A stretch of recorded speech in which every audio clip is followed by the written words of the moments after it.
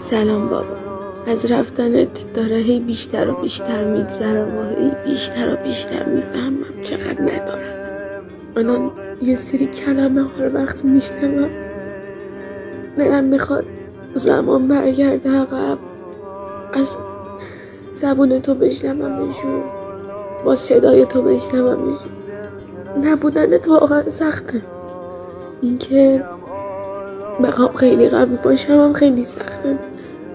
امیدوارم شنیدن هیچ کلمه ای، گفتن هیچ کلمه ای برای کسی حسرت نشه. یعنی یه جوری آدم ها با هم تا کنن که تهش یه روزی گفتن و شنیدن کلمه ها نشه بزرگترین حسرت های زندگی.